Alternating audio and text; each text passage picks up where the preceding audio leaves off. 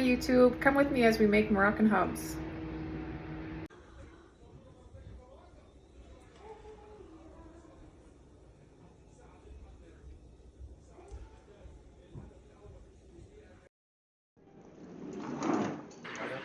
Today we're making traditional Moroccan bread.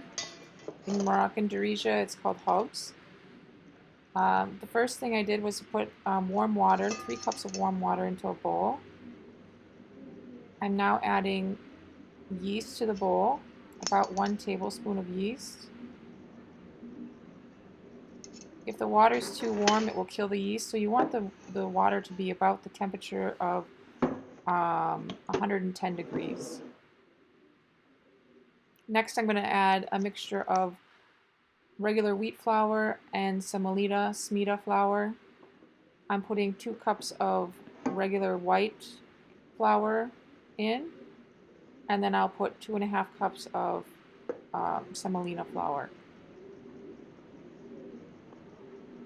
This combination makes a nice chewy bread. Now I'm adding the semolina flour. I'm adding about 2.5 cups of semolina flour.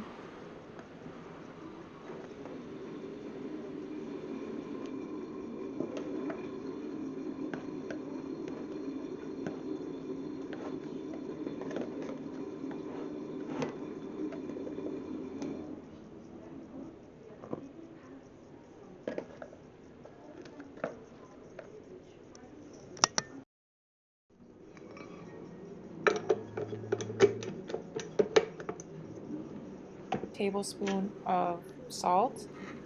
I just kind of eyeball it. I don't actually measure it. I know in my hand how much salt I need for the flour. Now I am going to knead the flour and the water and the yeast in the stand mixer for about 5 minutes on medium to low speed, and then it will all come together. If it's too stiff, you may want to add more water. If it's too sticky, add more flour. Something about making bread is that what I was saying about making bread is that you really have to know kind of by touch how you want the bread to be. I like my bread to be a little bit hydrated. I find it's easier to use, and it gets a softer bread when you're all done. Now I'm going to let it rest for about an hour, and then we'll come back and we'll shape the bread before we let it rest for another 30 minutes before we put it in the oven. As you can see, the dough is doubled in size. Now I'm going to punch it down and kind of collect the dough into one ball in order to turn it out onto the counter. Once I've turned it out onto the counter, I'm going to divide it into 8 pieces. I'm preparing my coarse semolina so that I can roll the balls of dough into the coarse semolina. I've turned the dough out onto the counter and I've divided it into 8 equal pieces. Now I'm going to gather it into a ball and dust it lightly with coarse semolina. I will do this 2 times, once with the ball, then I'm going to let it rest for 10 minutes, and then I will come back and flatten the ball out into probably about 1.5 inch thick round disc to make a sort of flat bread.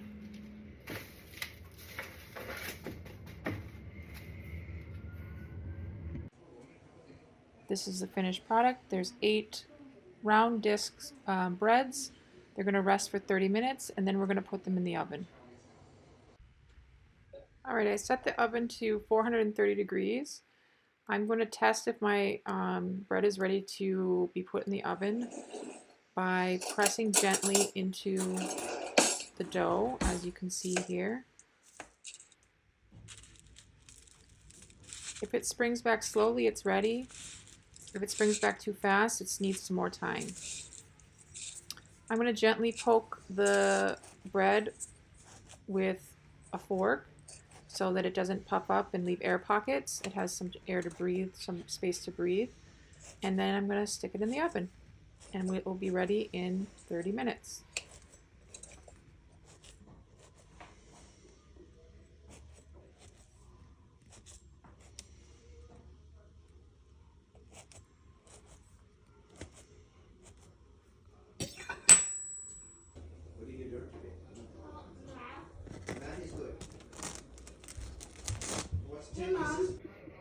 Now the bread is done, and it's taste test time, so let's see if it tastes any good. What do you think, Sohaila? Yummy. Well, you gotta try it. Okay. It's really hot.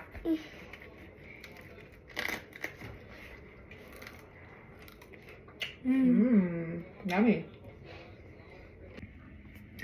Hi, now that my bread's all finished, I just wanted to kind of talk about the uses for Moroccan bread in Morocco and at our house.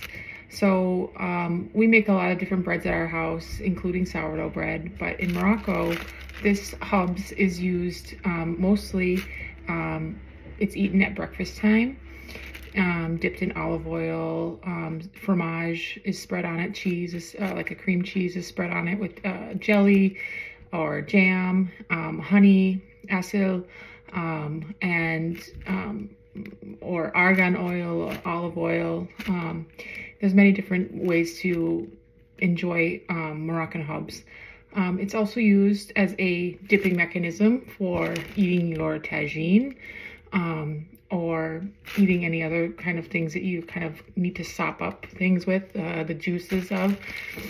And it's a delightful bread that have many different uses.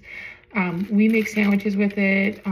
We use it for a lot of different things, but we eat it for breakfast, and we use it for tagine. So thank you for watching, and I hope you enjoy this video, and I hope that you are able to make some Moroccan Khobz soon. All right, thank you. Bye.